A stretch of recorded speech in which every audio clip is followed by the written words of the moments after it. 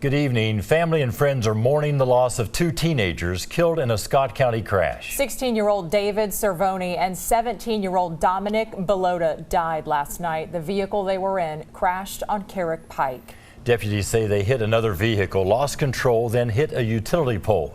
Dominic was the driver. David was in the back seat.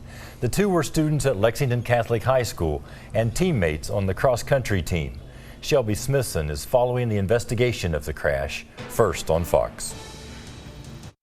That vehicle went off the roadway trying to avoid the eastbound vehicle, overcorrected, crossed the roadway and went off the road, striking both a tree and then coming to rest at a utility pole behind me.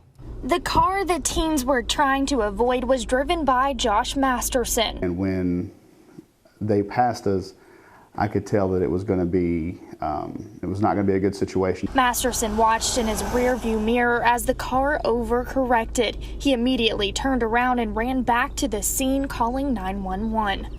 It's one of those things, as we know, retired law enforcement. I've got 1,000 of those images, but it's one of those that definitely sticks with you.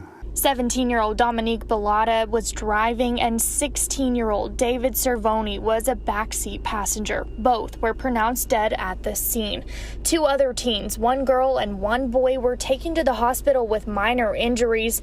In the moments right after the crash, Masterson says his reaction was a reflex. Lexington is the best training around, so that, and then I have some, trauma first aid training outside of that as well. So it just kind of took over and, quickly triaged and started trying to help who I could.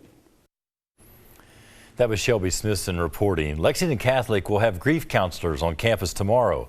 A prayer vigil is also scheduled at St. Elizabeth Ann Seton Catholic Church in Lexington tomorrow at 7 p.m.